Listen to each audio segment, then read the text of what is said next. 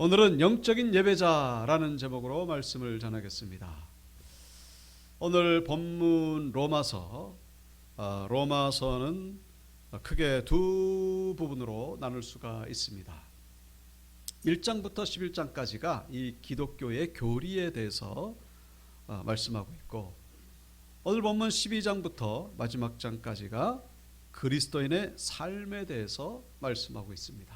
그러니까 기독교의 교리 그리고 그리스도인의 삶.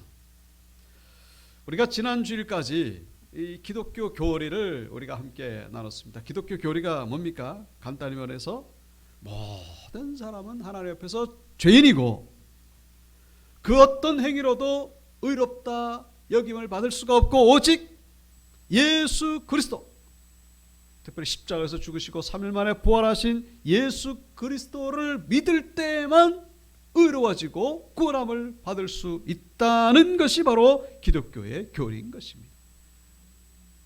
우리 온유교회 성도님들은 이 모든 것을 믿으시죠? 아멘이십니까? 예수 믿고 구원 얻는다, 이것이 바로 기독교의 교리입니다. 복잡한 거 없습니다. 예수 믿고 구원을 얻는다. 오직 예수 그리스도, 그 외에 구원의 길은 없습니다. 그리고 추가적으로 이 바울이 설명하는 것이 바로 유대인이 구원에서 멀어지게 된 이유, 잠깐 말씀드렸죠. 유대인들이 구원에서 멀어지게 된 이유는 뭡니까? 하나님 앞에서 높은 마음을 품었기 때문에, 하나님을 두려워하지 않았기 때문에. 그래서 마치 뭐처럼 감람나무 가지가 찢어진 것처럼, 꺾여진 것처럼 그렇게 구원에서 멀어진 것이죠. 바로 그 자리에 우리 이방인들이 들어오게 된 것입니다. 그러니까 우리 이방인들도 구원 얻었으니까 이제 하나님 앞에서 높은 마음을 품으면 안 되고 하나님을 두려워하는 마음으로 우리 신앙생활을 해야 된다. 그 얘기를 우리가 지난 시간까지 살펴봤습니다. 그래서 오늘 본문부터는 이제 어떻게 살 것이냐, 우리가 예수 믿고 구원을 받았으니까 예수 믿고 구원을 받은 이후에 이 신앙인의 삶, 가장 먼저 해야 되는 것이 무엇일까? 구원받은 다음에 가장 먼저 해야 될 것이 무엇이라고 생각하십니까? 전도입니까? 봉사입니까? 헌금입니까? 구제입니까? 성경 공부입니까? 다 중요합니다만 가장 먼저 해야 되는 것, 그것이 오늘 본문 1절에 뭐라고 말씀하고 있죠? 바로 예배라고 말씀하고 있습니다. 구원받은 우리 신앙인들이 가장 먼저 가장 중요하게 생각해야 되는 것, 그것이 바로 예배라는 것을 바울은 아주 강조해서 말하고 있죠. 그러므로 형제들아, 내가 하나님의 모든 자비하심으로 너희를 권하노니 영적 예배를 드려라. 그래서 권한다, 이 권한다에 해당되는 헬라어가 파라클레오입니다. 파라클레오의 원래 뜻은요, 아주 간절히 간청한다, 그런 뜻입니다. 이 파라클레오가 쓰인 다른 성경 구절 보시면요, 마가복음 1장 40절에 한 나병 환자가 예수님께 나와가지고 내 병 좀 고쳐달라고 그 간구할 때 그 쓰인 단어가 바로 파라클레오입니다. 그리고 마가복음 5장에 보시면은 회당장 야이로가 자기 딸 죽어가는 것, 그것 때문에 예수님께 나와가지고 내 딸 병 좀 고쳐달라고 구할 때 그때 파라클레오입니다. 이 나병 환자나 이 회당장 야이로나 예수님 앞에 나올 때에 예수님이 말씀만 해주시면 고쳐주신다는 것을 누구보다도 너무나 잘 알고 있어요. 그냥 나을 수도 있고 안 나을 수도 있고 이게 아니고, 왜냐하면 소문을 너무나 잘 들었으니까 죽은 자도 살리고 무리를 걷고 어떤 병자도 고치니까 주님 앞에 나와서 예수님 한마디만 해주면 낫는다는 것을 너무나 잘 알고 있기 때문에 그저 한 말씀만 해주시옵소서. 여러분, 나병 환자 얼마나 고통스럽습니까? 이 피부병 난 것도 이게 엄청나게 고통인데 사람들에게 뭡니까? 다 외면을 당하고 그 절망 수십 년 동안 이 모든 것들이 예수님 한마디로 고침을 받는다. 여러분, 그때에 이 권한다, 그냥 점잖게 고쳐주시면 감사하고 바쁘시면 그냥 가셔도 됩니다, 이렇게 청하는 사람은 없습니다. 지금 목숨을 걸고 지금 주여 한마디만 해주시옵소서, 그러면 내가 낫겠나이다. 그게 파라클레오예요. 오늘 한글 성경하고는 조금 그 분위기가 다르죠. 내가 자비하심으로 너희를 권하노니, 이 점잖게 권하는 게 아니에요. 그 나병한 자가 예수님께 병 고쳐달라고 하는 것처럼, 회당장 야이로가 자기 딸 그 죽을 병에서 그 좀 고쳐달라고 하는 것처럼 아주 간절하게 바울이 로마 교인들에게 부탁하고 있는 것, 그것이 뭐라고요? 바로 영적 예배라는 것입니다. 마치 죽을 병에서 고침받게 해달라고 이 간절히 간구하는 것처럼 정말로 이 영적 예배를 드려야 됩니다. 하나님의 모든 자비하심으로 너희를 권한다. 이 부모의 마음보다 더 위대한 것이 바로 하나님의 마음입니다. 아들 죽어가는데, 이거 하면은 사는데, 그 부모의 마음보다 더 간절한 것이 어디 있겠습니까? 그런데 그보다 더 간절한 것이 바로 하나님의 마음입니다. 하나님의 마음으로 아주 간곡히 부탁하는데 영적 예배를 드려라. 바울이 이렇게 아주 간절히 간청하는 이유가 뭘까요? 우리가 지난 시간에 살펴봤었죠. 자기 동족 유대인들이 다 구원받을 줄 알았는데 뭐 구원받는 사람이 없어. 구원받을 줄 알았는데 다 거의 다 뭐 구원에서 다 멀어져 가고. 그런데 이 로마 교인들, 이방인들이 이렇게 어렵게 받은, 이렇게 귀하게 받은 구원 절대로 놓치면 안 됩니다. 이 구원을 놓치지 않도록 하기 위하여 우리가 힘써야 되는 것, 그것이 바로 영적인 예배이기 때문에, 영적으로 예배드리지 않으면요 언제 떨어질지 모릅니다. 언제 구원에서 제외될지 몰라요. 뭐 교회 안 나오는 분들은요 자기가 기독교를 버리고 교회를 버린 거죠. 그러나 하나님 입장에서는 그 사람이 하나님께 버림받은 거예요. 그보다 더 비참한 것은 없습니다. 나중에 죽은 다음에 어떻게 되려고? 지금 당장에는 아무 일도 없겠죠. 죽은 다음에 어떻게 되려고? 우리가 이 구원에서 멀어지지 않도록 하기 위해서 우리가 힘써야 되는 것, 가장 먼저 힘써야 되는 것, 그게 바로 영적 예배라는 사실. 바울이 너무나 잘 알고 있기 때문에 이 로마 교인들은 유대인이 아니잖아요. 이방인이었다가 하나님의 은혜로 구원받게 된, 당신들은 저 유대인들처럼 저렇게 구원받을 것처럼 하더니 나중에 구원 못 받는 그런 사람들 되지 말고 절대로 이 구원에서 떨어지면 안 됩니다. 그러려면 영적으로 예배를 드려야 됩니다. 그냥 예배 드리는 게 아니라 영적으로 예배를 드려야 된다. 그런 얘기죠. 영적 예배가 뭡니까? 오늘 본문에서는 두 가지를 말씀하고 있죠.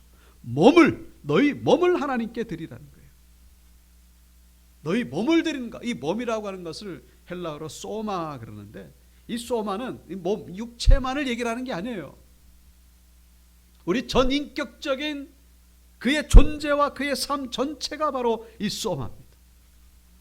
삶 전체로 드리는 것, 그것이 바로 영적 예배다라는 것이죠. 우리 몸만 온 것이 아니에요. 우리 몸은 여기 와 있는데 이 마음은요, 저 생각은 딴 데 가 있어요. 그거 영적 예배 아닙니다.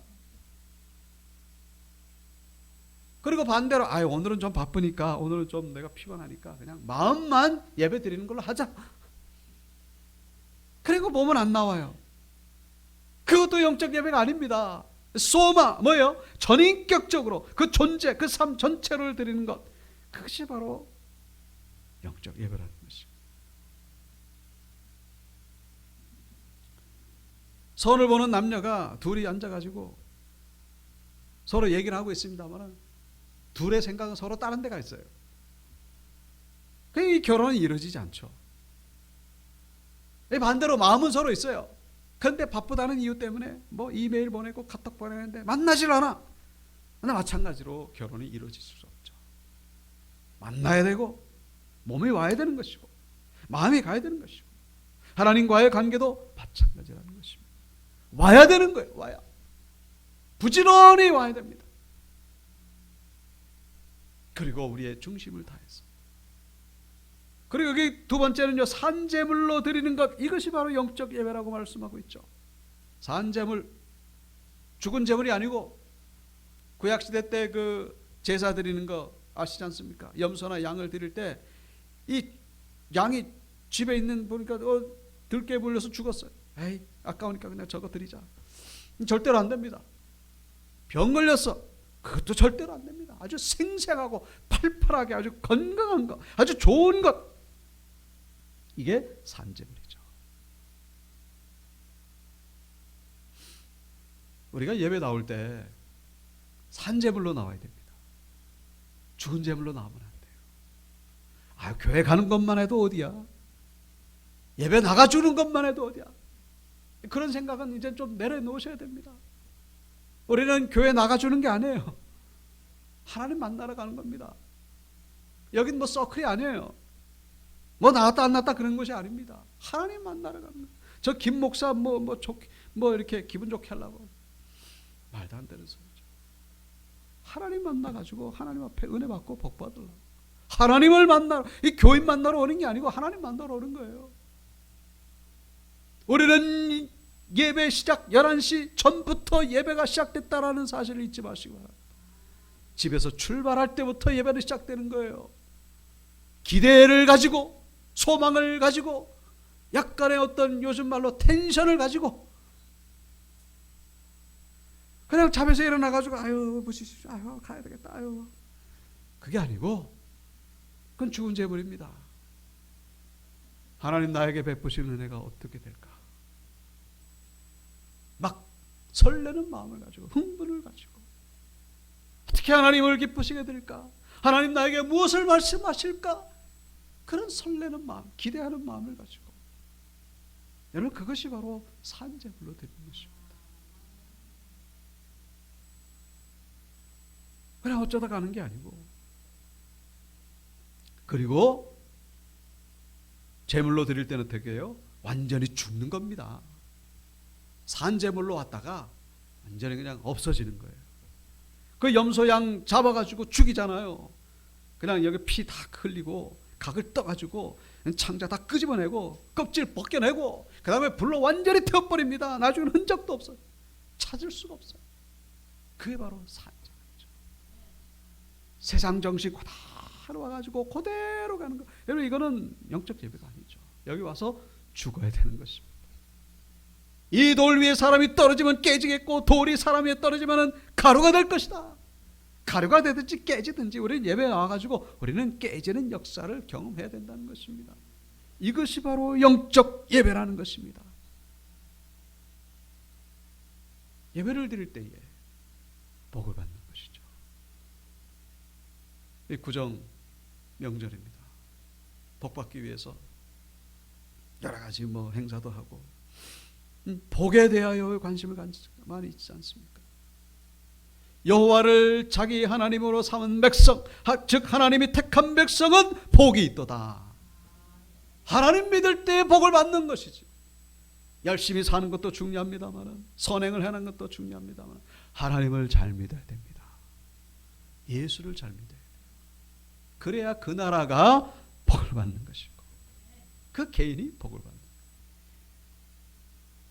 옆에 있는 분들하고 다시 인사 나누시겠습니다. 예수 잘 믿읍시다. 예수 잘 믿읍시다. 예수 잘 믿어야 돼요. 그래야 복을 받는 겁니다. 영적 예배. 부산에 한 변호사 계십니다. 한준호, 허진호라는 분. 이분의 아내가 평소에는 아주 이 성격이 예민하고 좀 신경질적이에요. 가지고 말 대화도 참 힘들고, 그런데 어느 날부터 아주 이 부인 되신 분이 천사처럼 예뻐 보이고 아주 친절하고 상냥하고, 왜 저럴까? 나중에 알고 봤더니 그 부인 되시는 분이 교회를 나가면서 예배 드리면서부터 그때부터 달라진 거라는 것을 알게 된 거예요. 야, 교회가 도대체 어떤 것이길래? 호기심에 같이 따라갔습니다. 그 예배를 드리니까 진짜 얼마나 은혜를 받기 시작한 거예요. 성경 공부하고 기도원도 가고 그 집에다가 성화도 걸어놓고. 근데 어느 날 이 어린 아들이 친구하고 같이 와가지고 그 친구가 집에 있는 저 성화 아시죠? 저 성화를 딱 보더니 야 니네 집 전셋집에 사는구나. 이분이 이 집의 주인이구나. 아이니까 뭘 모르죠. 글쎄는 이 집의 주인이시오. 식사 때마다 보이지 않는 손님이시오. 모든 대하여 말없이 듣는 이시니라. 그 얘기를 딱 이 허진호 이분이 듣고서 충격. 아 그렇구나. 이 집의 주인이 아니라 내 삶의 주인이구나.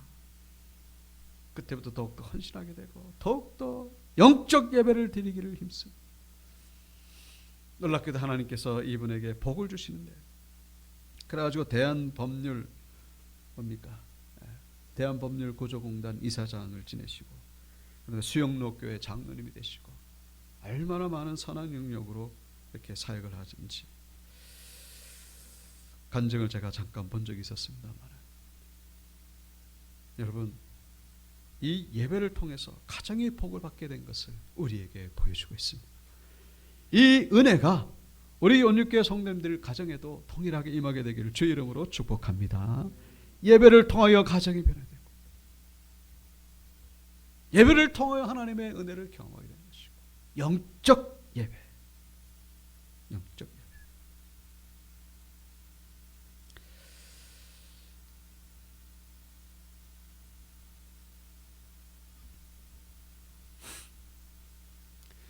자, 그래서 오늘 본문 2절에 보시면은 너희는 이 세대를 본받지 말고 오직 마음을 새롭게 함으로 변화를 받아 하나님의 선하시고 기뻐하시고 온전하신 뜻이 무엇인지 분별하도록 하라.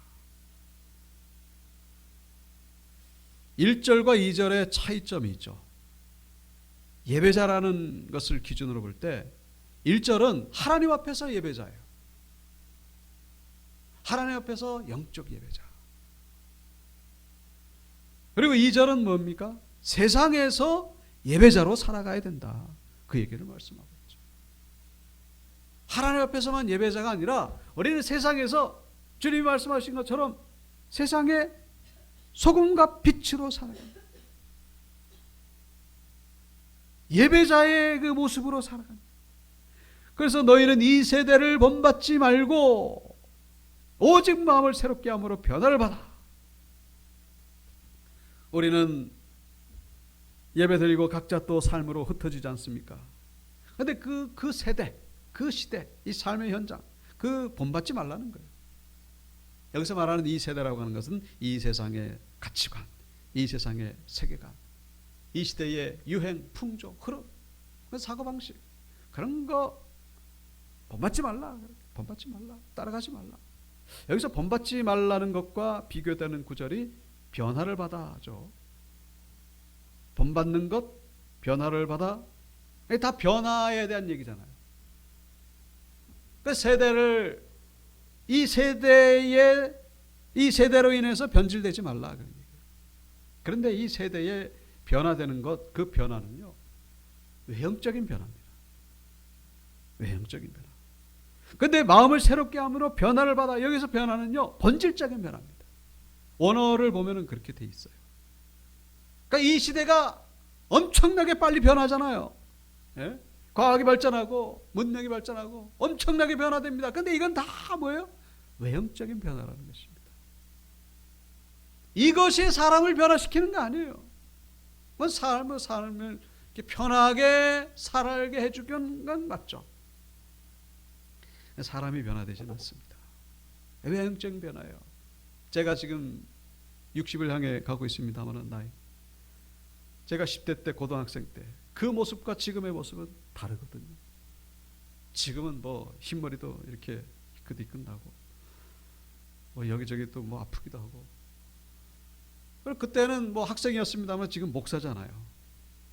그리고 옛날에는 아들이었습니다만 지금은 아들의 아버지로 지금. 그 외형적인 변화예요. 외형적인 변화. 그러나 본질, 이 김성은이라고 하는 이 자아는요 동일하죠. 그 동일한 거. 오늘 본문의 말씀에 이 세대를 본받는 거, 이거는요 그냥 외형적인 변화일 뿐이에요. 그냥 뭐 아름답게 꾸미고, 물론 그 자체가 나쁜 건 아닙니다. 그런데 이게 본질이 변화되는 건 아니라는 것입니다. 우리 교회는 자꾸만 이 외형적인 변화에 거길 따라가려고 하는 그런 경향이 있어요. 뭐 물량주의라든가 배금주의라든가 뭐 성공주의라든가 다 외형적인 변화. 이 교회가 정말로 추구해야 될 것, 그 외형적인 변화도 중요합니다. 사실은 정말로 궁극적으로 목적을 삼아야 되는 건 바로 본질적인 변화. 본질, 심령이 새롭게 함으로. 그게 의지로 되는 게 아니고. 그래가지고 왜 그렇게 되는 겁니까? 하나님의 뜻이 무엇인지 분별하도록 하기 위해서. 하나님의 뜻이 무엇인지 분별하도록 하라 말씀하고 있죠. 여기서 이 분별이라고 하는 원래 뜻은 도키마조인데 이거는 증명해 보이다 그런 뜻이에요. 우리가 예배자로서 이 땅에 살아가는 동안에, 이 세상에 살아가는 동안에 하나님의 그 선하신 뜻이 정말로 선하고 기뻐하시고 온전하신 것임을 증명해 보여라 그런 얘기죠. 예수 믿고 살아가는 것이 정말로 옳은 것이고 선한 것이고 기뻐하실 만한 것임을 이 세상에서 살면서 입증해 보여라 그런 얘기입니다. 우리가 산 증인이 되라는 거예요. 아, 저렇게 살면은 복된 삶이구나. 다른 사람들이 인정할 수밖에 없는 그런 삶을 사는 것. 그게 뭡니까? 영적인 예배자라는 것이죠. 11시에 이 와서 예배 잘 드리는 것도 영적 예배자입니다만은 하나님의 살아계심을 입증해 보이면서 살아가는 삶, 예수 그리스도의 향기를 풍기면서 살아가는 삶, 하나님의 거룩한 형상을 삶 속에서 드러내면서 살아가는 삶, 그게 바로 영적 예배자의 모습임을 본문은 말씀해 주고 있습니다. 그래서 하나님의 뜻을 이루는 것이죠. 하나님의 뜻, 텔레마. 우리가 주기도문에 뜻이 하늘에서 이루어진 것 같이 땅에서도 이루어지기를 원하나이다. 하나님은 우리를 통해서 하나님의 뜻이 이 땅에 이루어지기를 원하고 계십니다. 하나님의 뜻을 이 땅에 이루시기 위하여 우리를 부르신 거예요. 우리를 부르셨습니다. 왜? 이 땅에 하나님의 뜻을 이루시기 위해. 근데 하나님의 뜻을 이루시려면 우리가 그냥 맨 상태에서는 안 되고 심령이 변화를 받아야 돼요. 우리 본질이 변화돼야 됩니다. 그래야 하나님의 거룩한 뜻이 이루어지게 되는 것이죠. 그렇게 사는 삶 어렵습니까? 멀다고 생각하십니까? 천만의 말씀입니다. 불가능한 것 성경에 말씀하지 않아요. 그렇게 살 수 있습니다. 우리도 이 세상에서 빛과 소금으로 살 수가 있고 거룩한 영적 예배자로 우리 삶의 현장에서 살아갈 수가 있습니다. 마치 예배드리는 것처럼 살아갈 수가 있다는 거예요. 그래서 말씀하는 것이죠.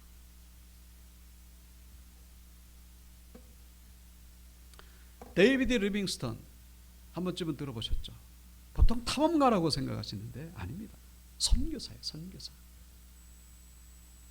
아프리카 탐험하셨던, 그 전에 먼저 원주민들 많은 분들에게 복음을 전했던 선교사죠. 이분이 영국에서 태어나셨는데 어릴 때 그 시골 교회에서 예배 시간에 헌금 시간에 갑자기 앞에 나가서 헌금 바구니 위에 털썩 주저앉는 거예요. 그 교인들이 너 왜 그러냐 그랬더니 드릴 것이 없어서 제 몸을 주님께 드리기를 원합니다.